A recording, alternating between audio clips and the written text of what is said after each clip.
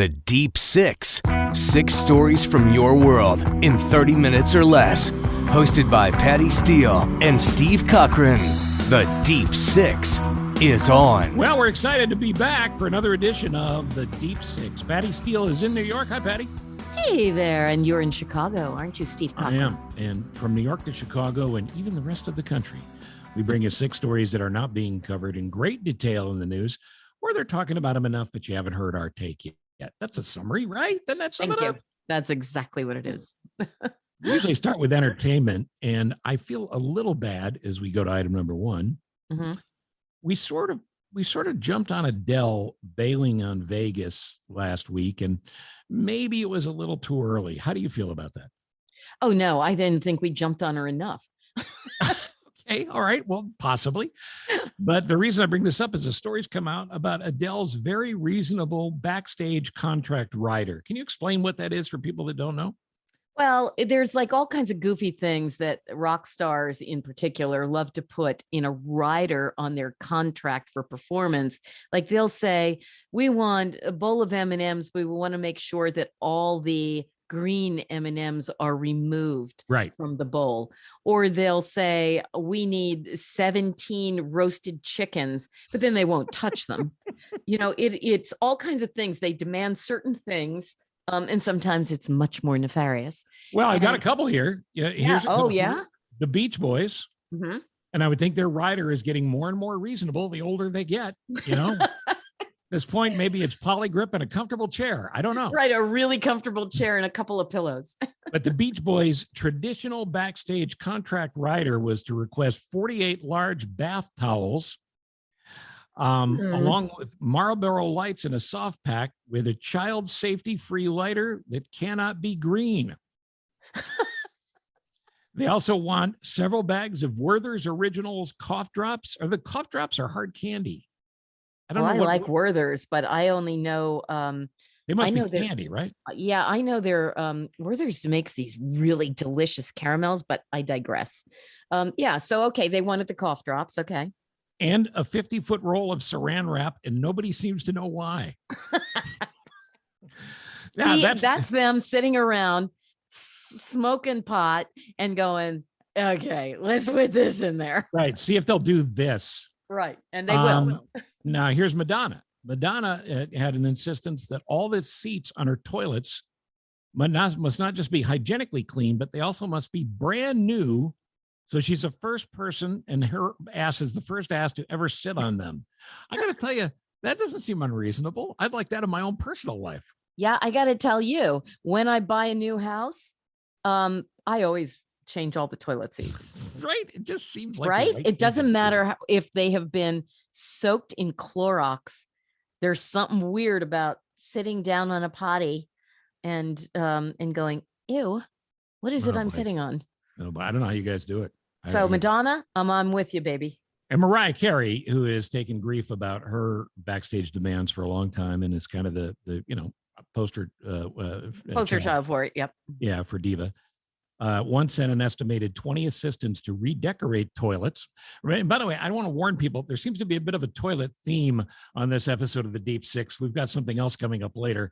Oh, God, you want to hang on for this one. Wait a minute. Really do. How do you redecorate a toilet? What does that mean? All toilet paper had to be a certain shade of pink before she would do an in-store signing. And if the toilet paper was the wrong shade of pink, she would walk out without doing the signing. Really? Did she ever actually walk out, do you think? Cuckoo. I don't know what to make of that. I just don't. I like pure white. I don't want any of that fake dye going up my butt. Sorry. Right. So here's the deal on Adele. She's 33 years old. She was supposed to do the big Vegas show. She backed out at the last minute. Yeah, freaked out like her life was going to be over, and then showed up at the Brit Awards, right? And we don't know if she's going to go back to Vegas, right? No, it seems pretty clear. They completely dismantled the set. They hired, Nicole Kidman's husband. What's his name? Keith Urban. Yeah, Keith Urban to fill in most of those dates. And they said if she comes back, it won't be until late in 2023. So, it could be 18 months from now before she comes back. And the thing is, everybody talked about how she had been arguing with her boyfriend while she was preparing for the Vegas shows. She was get on the phone with her boyfriend. I think his name is Rich Paul. He's like a big sports agent. Yep. And she would be arguing and crying. But part of it, like, I didn't know if she was actually arguing with him or if she was, spewing out her upset over the show. And he was, because he's sort of he's a big sports agent. He kind of knows how to calm people. She eventually ditched Vegas, holed up at his house in LA. And a lot of people thought, oh my God, he must think she's insane. She's kind of a clinger. And he was probably happy to drop her at LAX so she could fly to London to go to the Brit Awards. Well, in fact, turns out when she got to the Brit Awards, she was wearing this enormous diamond engagement ring. And is it for sure an engagement ring? Who knows? I can tell you that looking at it, I was measuring it. It was a simple band of platinum with one pear-shaped diamond. Pretty much if you pick up an almond, think of a really big almond. Okay. That was the size of this diamond. Well, they had to take up the whole lower joint of her finger. Yes. It did. The upper joint. Yes. It was a good 1.5 inches long. And I don't know, maybe 1 inch wide. It's an enormous diamond. It's really pretty. Did she do the thing that I accuse all of my female friends of doing? When you get the ring, you find several ways to use your hand. You don't normally use it, so you could show it off. 100%. How did you know that? She was posing like she would put her hand on her hip, but she would put the left hand on her hip, so that showed. And then she would put her hand in her hair and start to sweep it back, but pose with it in her hair showing. Right. So yeah, she's apparently engaged. I don't know. Explain the female brain to me on this one. If you have all the money you and the next 20 generations of your ancestors will ever need. Descendants, but yes. Yes. And that too. And he gets you the ring. Right. Are you as excited about it as the regular person who notices that their man has stepped up and gotten the ring? Is it just about the thought? My hope would be that you're excited because you love this person and this is emblematic of their love for you and of your future together. Are you as excited when it's a ring that you could have just popped out to the store anytime and gone, oh, I like that, I'll take it? Mm-hmm. I don't know if that is exciting because guess what? Never been there. Well, so that's my female brain. Never been there. You speak on behalf of all women. I hate to put that kind of pressure they're on my you, people. Yeah, it's my people. Yeah. So her backstage demand's not a big deal. She wanted a tray of something called Percy Pig Sweets. That's got to be a British thing, right? Percy Pig Sweets. Okay. A fruit tray and some wine. So wine, a fruit tray, and Percy Pig Sweets. That's not exactly 48 bath towels and the right shade of pink toilet paper. No, it's not. But Percy Pig's candies, I'm looking at them right now. So it's a Brit thing. Yeah. Oh my God. It basically looks like a jar of gummy pigs. Oh, all right. Can you see this on the screen? In Chicago, I can see this. Yes, I can. Yes, you can see all across this, 1,200 miles. Sure. Yeah. Yeah. So that's what it is. She likes gummy pigs. You know what?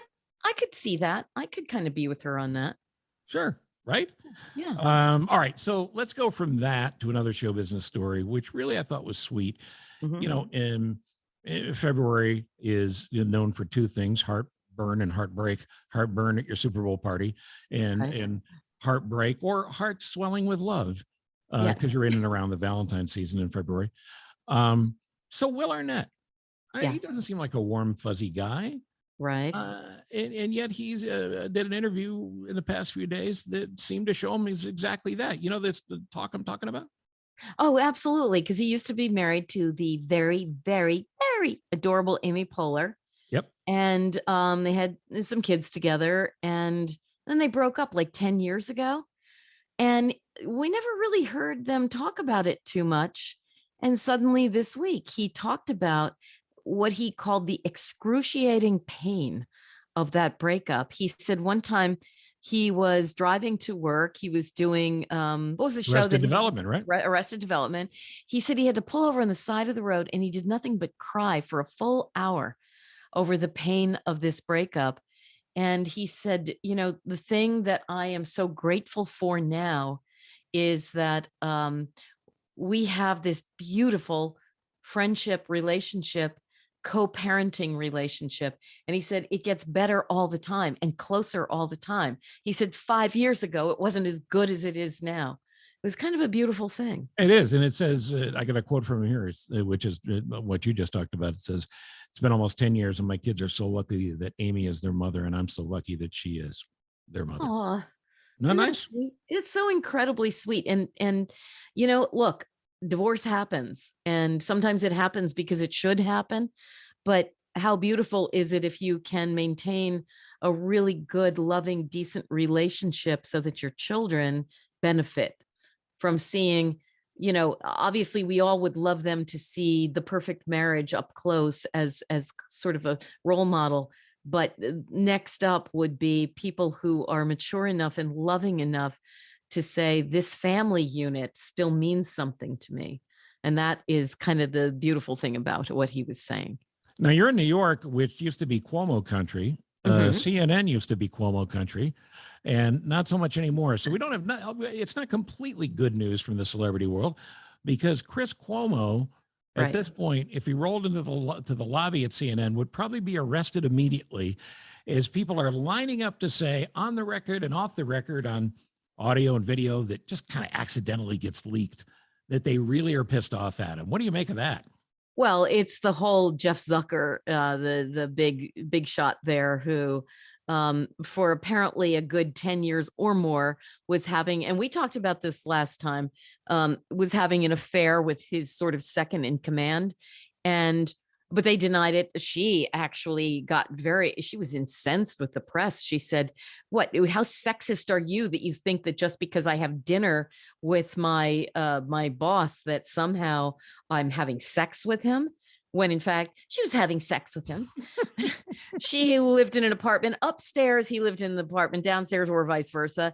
And they would leave their families and run up and down when there was some free space and get it on and all of that. And everybody forget CNN, at NBC when they were there knew that. Then he moved to CNN. He made sure that he got her in at CNN and everybody, it was like a known problem. His big mistake was he lost 90% of the audience this year to last year.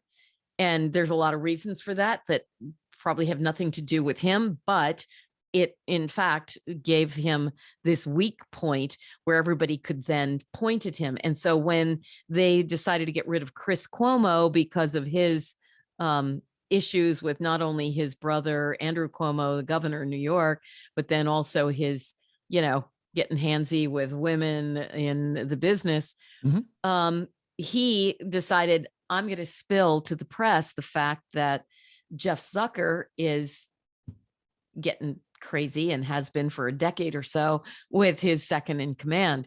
And so everybody because it kind of upset the whole, CNN's going through terrible times now anyway, because of the ratings problems. Now their guy, the guy they all look to for guidance, he's gone. He's out. It's interesting, right? Because you and I've worked for people who are really understanding of talent and they're very smart, and those two people aren't who we're talking about. It's the other people that usually stand out. But it seems like the CNN talent that still exists there really, really, really like Zucker. Oh, they loved him, and they felt like, keep in mind, he was the guy that presided over their incredible success for the last couple of years during the pandemic. And there was so much that was going on between everything going on with Trump to the pandemic that the numbers were incredible. And then you get to this year, January of this year, down 90%. And suddenly all this other stuff comes up about Cuomo and they got to get rid of him. And so he decides to spill that. So now that guy's out and, Zucker's out. And apparently they're giving Cuomo, he was suing them for $18 million for defamation. And word is they have offered him $9 million to shut his friggin' mouth. And he hasn't necessarily said he's going to take just $9 million. Right. That's a lawsuit plus whatever comp was left on his contract, or well, it doesn't matter. It's a pile of money that they're willing to pay. I'm not, that's a good question. I'm not sure if that was what was left on his contract, because I think they were trying to get rid of him. I think they brought up all this stuff about him getting handsy with women as a way to get rid of him on the morals clause in a contract, which a lot of people have, which means that they don't have to pay you out. If they get rid of you based on a morals clause, they can say, see you later. Goodbye. You're a bad guy. We don't have to pay you. So he went back and he sued them for, I think, the remainder of his contract, plus maybe a little more to make him feel good. Mhm. And so this is what they're doing, because they know that if this goes to court, he's going to have a lot more to say that they really don't want people to hear about the inner mechanizations of CNN management and all of that kind of stuff. So yes, they hate him because he's kind of destroyed their gravy train. Yeah, and he's not a guy that is warm and cuddly like Will. Oh no, he's got a terrible anger problem. I mean, it's like, out during the pandemic, he's on TV and he's saying, "Oh, everybody, you gotta wear masks and you gotta be really careful." And then he's out there and he's not wearing a mask, and some guy pulls up on a bicycle and says, "Is out at his house in the Hamptons." He had COVID at the time. Mhm. And he's walking outside and this guy pulls up and he says to him, "You should have on a mask." And he let loose with a bunch of unsavory. Oh, that's the guy that called him Fredo, right? Used the term Right, Fredo from The Godfather. Yes. And so this guy unleashed on him, he unleashed on that guy. And this is always nice because when something goes bad, everybody piles on. Then the security guys at his apartment building in New York stepped out to say, well, he never wore a mask. He would come into the building and we would say, "Mr. Cuomo, you need to wear a mask." And "I'm not wearing a mask." And he'd get on the elevator and nobody wanted to ride with him because he wasn't wearing a mask. And he would get like bitter and nasty to them. "Don't tell me what to do." So there was a lot of negative press here about him because of all of that interaction, the guy in the Hamptons and then, the guys that worked in his building. But yeah, he is temperamental. And so he never knew when to just back off. And so then when his big microphone goes away at CNN, man, people pile on, but then he piled on. Maybe So- Charlie Rose and Matt from the Today Show and Cuomo Right. could start their own. Yes. It wasn't our fault network. Who knows? It's like the morning show, the Apple TV. Right? Matt Lauer, Charlie Rose, and Chris Cuomo bring you Right. three men you don't want to be stuck in an elevator with. Exactly, for a variety of reasons. The Deep Six, number 2. A season of love, of heartbreak, heartburn, Season of love. and the fulfillment of February. Right. You've got a story that involves love on the airplane. Yes, this is a great story. So this is a terrific gift you could give someone, not just for Valentine's Day, which this is the season for it, but in the aftermath of Valentine's Day. It's an airplane charter business. It's the Love Plane. And basically what they do is they sell you an opportunity for a private 45-minute flight to join the Mile High Club. They say, now the founder, I love this, how he goes for like the cleanest version of this. He says, this helps people keep from divorcing, or it makes people divorce, Right, depending right, on who you right. bring up in the plane with you. Right. For $995, Love Cloud flies couples who want to become members of the club of those who have had sex during a flight. So they fly you up, but there's other things you can do. By the way, you get 45 minutes. How long? 45 minutes. So I don't know what you do for the other 43 minutes, but I appreciate you giving us on the male side of that. a full 2 minutes. Yeah. That's probably too generous on your part. 45 minutes for $1,000. That's a tad pricey. I mean, think about the minutes here, like you know, you've got what, a minute to sweet talk somebody or Right. love talk, Right. you know, pillow talk, and then a minute to say, "Ooh, here's a little massage. Let me." This sounds like a typical one-shot motel hotel situation with wings, doesn't it? But it's more expensive. Right. And And they, hygiene is always an issue, and I'm not necessarily germophobic. Of course I am germphobic. of course you are. But when I go into an airplane bathroom, I want to get out of the airplane bathroom as fast as I possibly ASAP. can. Well, you don't have to be in the bathroom with this because it's a private plane. Mm. So you can sit there on the fabric couches. Oh boy. Oh boy. And whatever happens, happens. And hopefully they scrub those down in between each flight. But you can also, you can spend $11,195 to get married on board, or for $100 more, you can do with it a 1-course meal. For $15.95, you get 3 courses. And if you pay an extra $300, you get champagne and a ride to the tarmac in a limo. But according to the pilot and founder, so the guy that found it also flies the plane, you get a commemorative membership card signed by the pilot, which he says is wildly popular. And then he says, a little counterintuitively, you come with a smile on your face and you leave with a bigger smile on your face. I think he needs to rework that, or maybe that's a marketing slogan that has problems. I don't necessarily feel the appeal for that. Feels a little creepy, doesn't it? And the thing is that what you're describing on the upcharges sounds like more and more people are involved. I don't know how much privacy you're having. You're basically waiting for the union cameramen and the lighting guys to get on stage, and you're shooting a porn. Well, if you want a commemorative video of it, what the heck? Yeah. So maybe this is like a Disney ride where when you land, as you walk out, they show you the picture they took that you didn't know they took, and then you have an option to buy it. Now, while we're talking about love, I got to ask you a question. Have you ever been to the Trentham Monkey Forest in Stafford, England? Well, I'm going to be honest with you. Didn't know it existed. Really? Oh Yeah, my God. Trentham Monkey Forest. Yes, you're so out of touch. Well, here's the problem. Some of the macaques are feeling a little unsatisfied, underloved.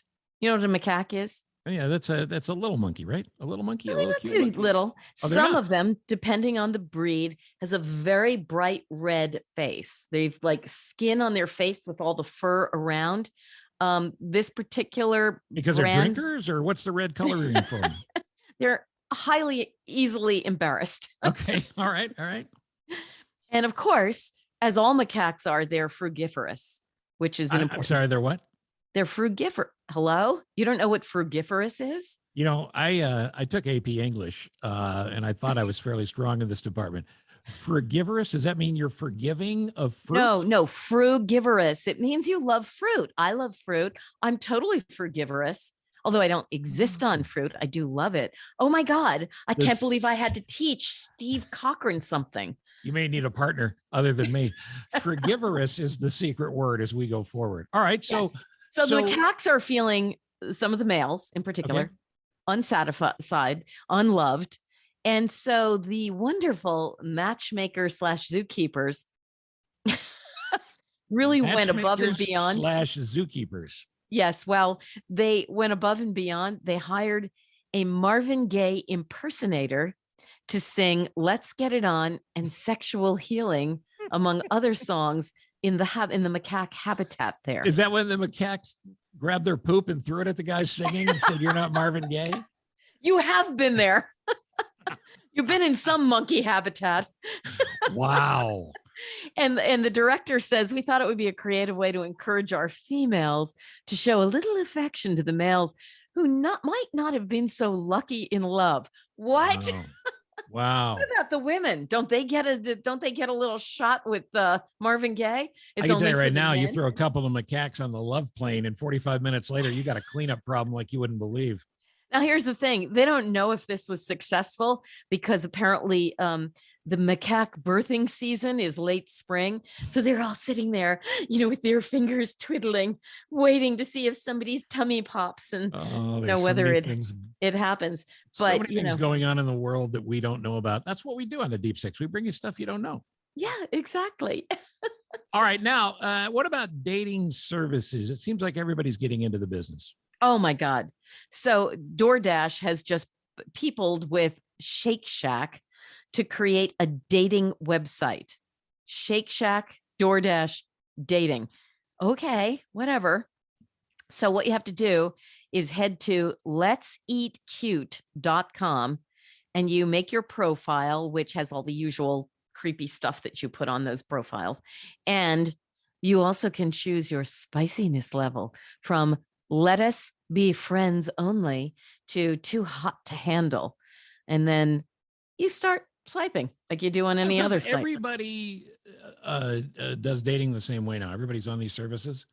I guess. Yeah. I mean, it's not much different than going to a bar and picking somebody up in a noisy bar, right? But how does this cut through as a business, short of giving you a lot of free coupons for Shake Shack? I don't know why I'm on there. Well, let me tell you, it does. And it is a free coupon because if you think a match is extra spicy, you can send them a code for a free buffalo chicken sandwich. Nothing turns me on more than that. I do love spicy chicken sandwiches. Right. So just saying. And I'm sure after a buffalo chicken sandwich, you go, the one thing I'd like to do now is fool around. That would be really great. Yeah, that'd be really, really great. Those are just a couple of stories involving love that we thought you might like. But, to be in love, in the season of love, you got to be healthy, which takes us to item number 3. The Deep Six. Now, there's every week in the news, you see these kind of headlines. Eat this, live longer. Eat that, live longer. Don't eat this, live longer. Eat that, you'll die on Tuesday. All those stories are out there. Yes. But this one caught my eye. Mm-hmm. Want to add 13 years to your life? Here's what you need to eat. What? 13 years? How do you get to 13 years? Why 13 Specifically years? 13. Yeah. So this is a study done by researchers from the University of Bergen, not New Jersey, Norway. Okay. And found life expectancy could be increased by 13 years for 20-year-olds who made diet changes. Meanwhile, wait, does that mean you live to 33 or? You know what? That's a fair point. Meanwhile, a 60-year-old could lengthen their life by 8.5 years, and an 80-year-old could add 3.5 years. The foods that you need to eat are as follows. And keep in mind, this is coming from Norway.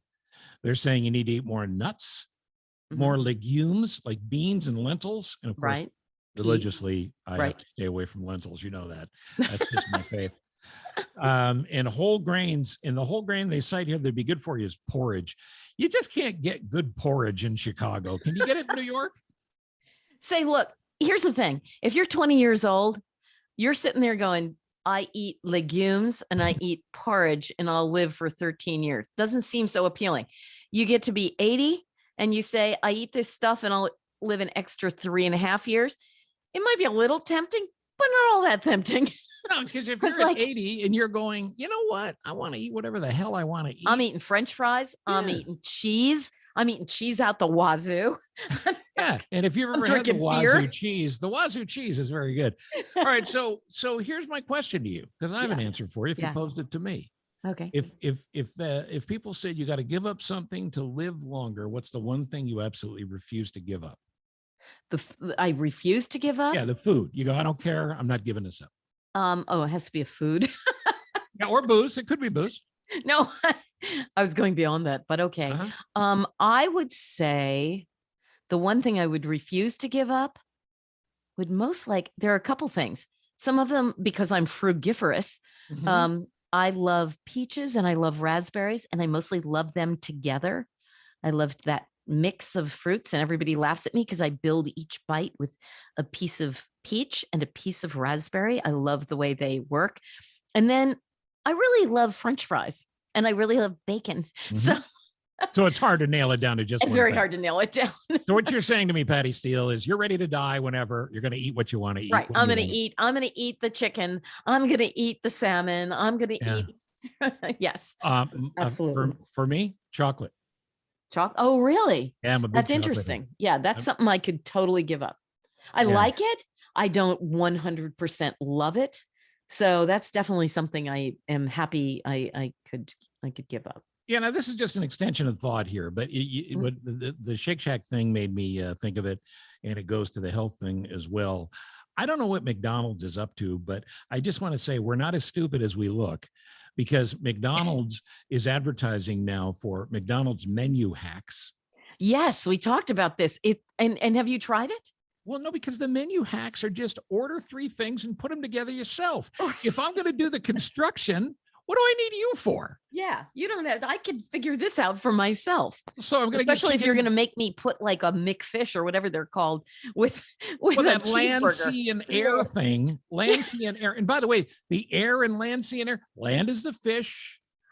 Or I should say, That sounds like the fish. Navy. I'm Sea joining is the Navy. fish. Land, sea, and air. Yeah, sea is the fish. Land is the burger. Right. Air is the chicken.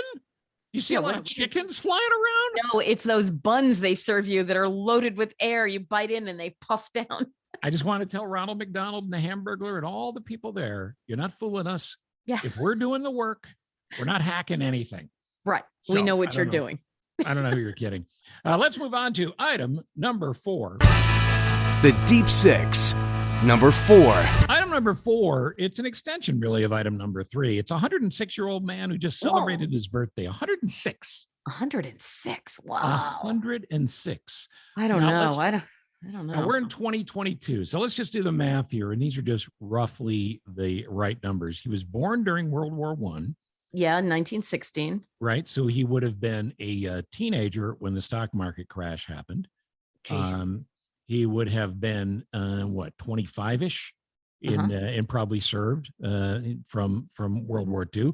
But in the process of that, he saw the invention of radio, the invention of TV. You've seen the invention of the internet, the cell phone, the personal computer. He has lived everything in modern history all the way through. And at 106, Gordon Ewers. Ewers. He's actually he's from. I thought he was British. He's actually an Australian. He's from Perth. Close enough. In Western Australia. Yeah. The Brits love when you make that mistake. Yeah, I know. No kidding. Yeah. And he's sharp as a tack. He said the key to life is not what you include, it's what you exclude. Oh, that's interesting. He said it's important to live sensibly, think positively, be hopeful, but don't smoke and don't drink unless you want to shorten your life.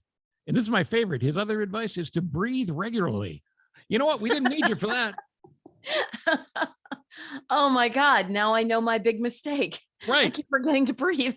How many times have we talked about the fact that you have to breathe? It's so funny. Whenever anybody turns like some crazy old age, everybody asks them, oh, how did you get there? And everybody's got, well, I smoke 1 cigarette every day and I have a bottle of gin. Or I only eat raspberries every day. I'm frugivorous.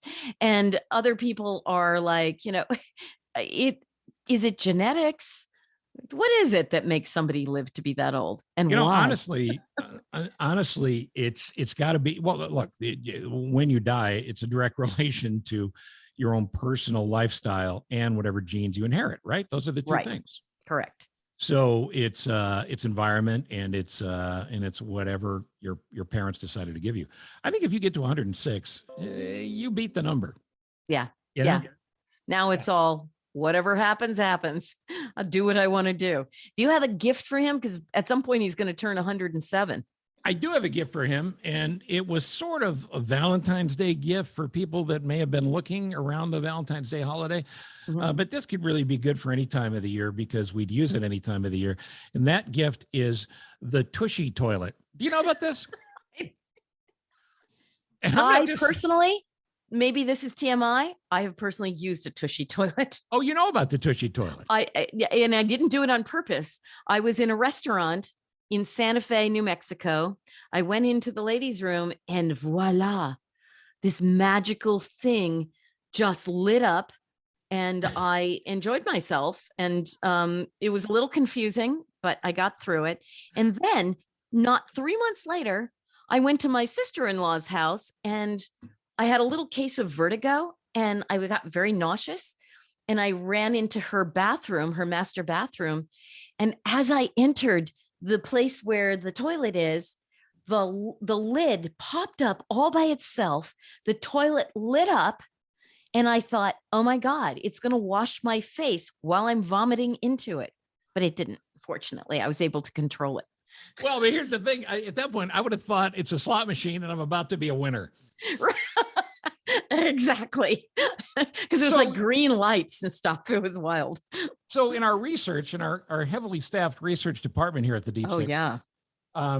I didn't realize this Tushy business was as big as it is, because the product I'm going to get for the 106-year-old dude is kind of a snap-on toilet seat. It's $99. Okay. It's your Home Depot version.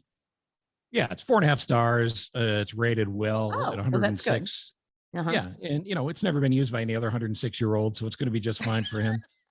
Anybody below it? Yes. Give him a little squirt to be good. But you told me there's all sorts of Tushy options out there. Oh my God. First of all, I came upon Hello Tushy, which brings me back to Hello Kitty. So I kind of like that. There is Bidet Genius, which I kind of really like, because who doesn't want their ass to be a genius? Well, I was in a band called Bidet Genius, you might remember, and we had a bit of an attitude. It was, hey, Bidet Genius. Hey, what are you, a bidet genius? Yes. Didn't you just sell your music catalog? I did. $14. Right. Well, good for you. Yeah. And then my favorite is Whisper Bidets, the tiny magical butt shower. That's the slogan? Although somebody did weigh in on that with a review that said it's a little too powerful. Whoa. And yeah, I don't think it can be too powerful, to be honest with you. That person, by the way, right after the review, announced their wedding plans with that Tushy toilet. They're marrying they're going to marry the bidet genius.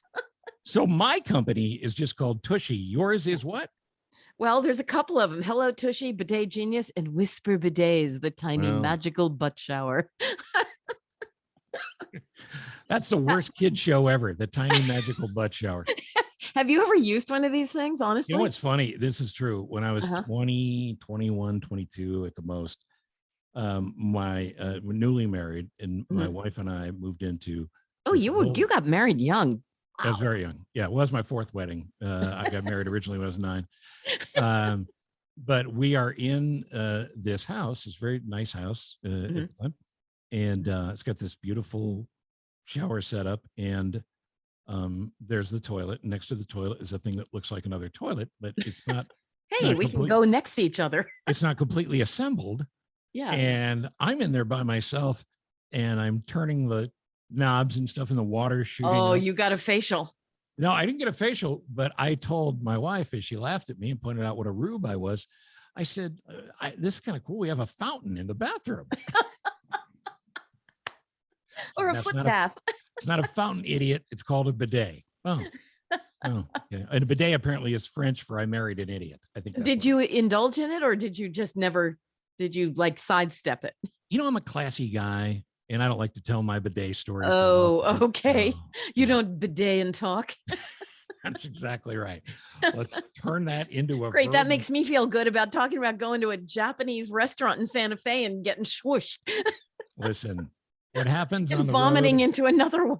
You know the old slogan, when you use a bidet in Santa Fe, it stays in Santa Fe. I think that's a slogan. If not, it should have. And I didn't let that happen. I'm so ashamed. The Deep Six, number 5. Item number 5. Yeah. Ties back to Amazon, because I mentioned you can get the Tushy thing from you Amazon. You can get probably all those Tushy things from Amazon. Yeah, you're right. Because they kind of own the world now. But are you thrown by this at all? That Amazon Prime is going up another $20? Oh God, no! I can't pay enough for it. So there's no limit to what you'll pay to there's have whatever no you limit want to what I'll pay for them to drop my stuff off at my house. Originally, Amazon Prime, I think, was $20 or $30. Yeah, it was like $29.99, and then it was like, well, if you want, quicker service, go to $39.99. Okay, if you want your packages to actually arrive, it's going to cost you a little bit more. They knew me, because they kept bumping it up, and I kept going, bring it on.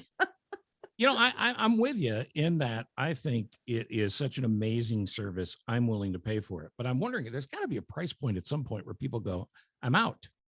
$750. I'm out. I'm out at that's my number. Yeah, because the benefits you get are, the Prime delivery, right? Yeah. You get access to Prime Video, and I think they pick one person a year that has Bezos over to the house for dinner. I don't know. Okay, now you've talked me up. Maybe I'm like 1,500. Yeah, so it's okay with me and you so far, but we're going to keep eyeballing this. Right. When it gets to 750, Patty wants to talk to Bezos directly. Here's their genius. They started what, $29.95 or whatever the hell it was. They don't go from $29.95 to $99.95. They go to $39.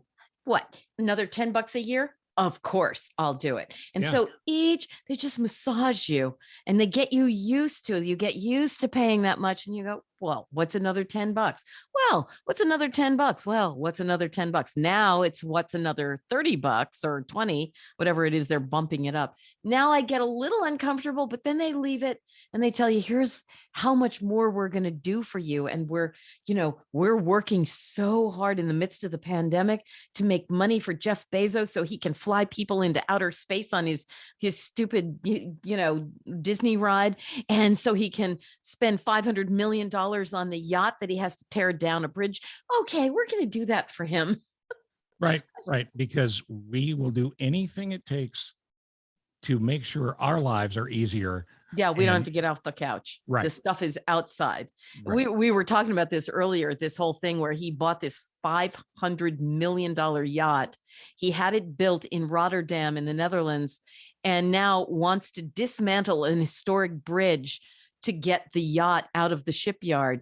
And everybody's going he's like, well, how am I supposed to get it out? Well, didn't you think of that before you had them build it? And so the mayor of Rotterdam is saying, oh, well, there's no agreement for him to dismantle the bridge yet. Hello, yet. That's the operative word. But you made a great point. We were talking about this before we started recording this podcast. Mm-hmm. And that is, if you can't fit it under the bridge and the bridge is the only way to get out of town, then you need a smaller boat. Right. And maybe the smaller boat is we don't disassemble the historic bridge, whether you're putting it back together or not. We disassemble the boat. Yeah, the boat comes apart. You row it out. Slice it in half. We'll truck the top out to you. You row the bottom half out under the bridge. Exactly. Right. Hello. It's kind of simple. Why do we have to fix everything? I know. Lord. The Deep Six, number 6. I'm going to give you a choice, and let's call this new feature, You Must Pick One, okay? Uh-oh. Oh, God. Okay.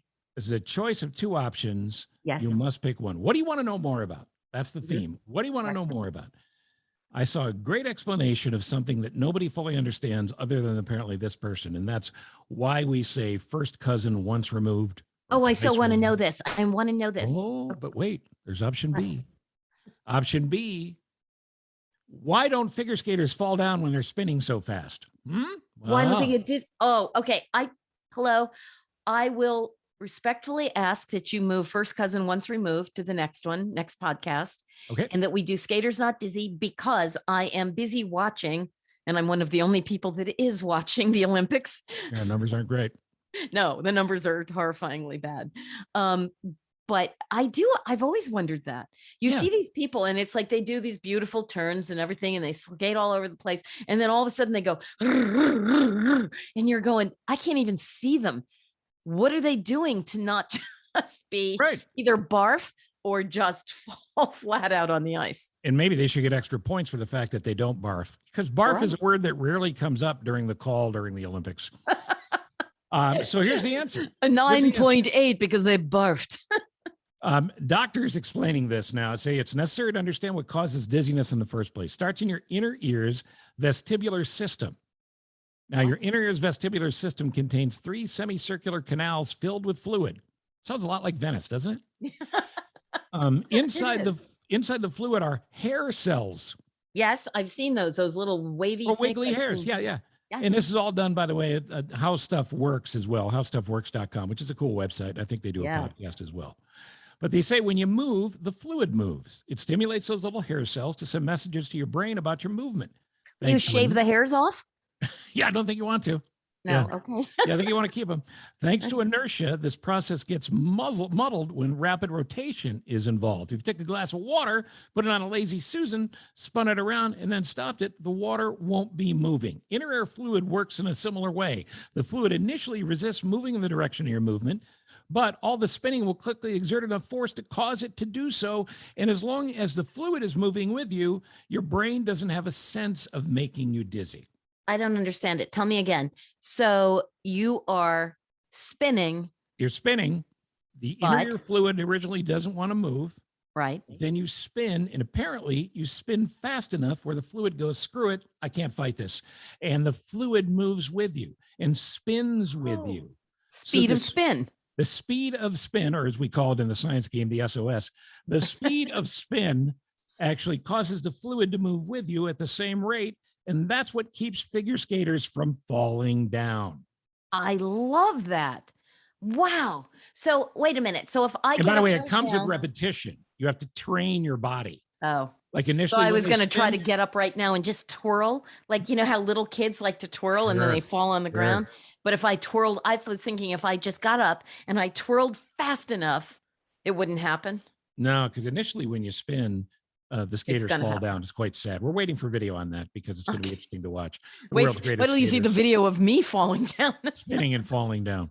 Well, I feel like we've taught you so much here today. You know about monkeys and love Macaques. in planes where you can bring your favorite monkey. And what's the Um, word you learned?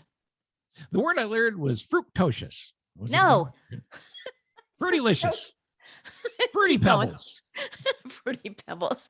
Frugivorous. Frugivorous is the Wait, word I learned. Wait, let me get my phone. I got to make sure that that's the correct word. Frugivorous, which means I love Because very fruit. honestly, as I was reading about macaques, I looked up, I saw they're frugivorous. What the heck is that? Mhm. And so, yes, wait, frugivorous. Yes, frugivorous. I was right. That's the word. And by the way, no charge from Patty for teaching us that word. So there Thank you you. go. Well, or so you think. The bill is in the mail. She'll collect later. And you've been listening to the Deep Six live from Chicago. I didn't know who we were. I tell you, I can't get the image of the monkeys listening to Marvin Gaye out of my head. I know. Steve Cochran, live in Sexual Chicago. healing. And you are who and where? I am Patty Steele at pattysteele.com. Patty's in New York, and I'm here at CochranShow.com. And we'll see you next time on the Deep Six. Bye-bye. Thanks for listening. The Deep Six. Subscribe, rate, follow, or review at pattysteele.com or CochranShow.com.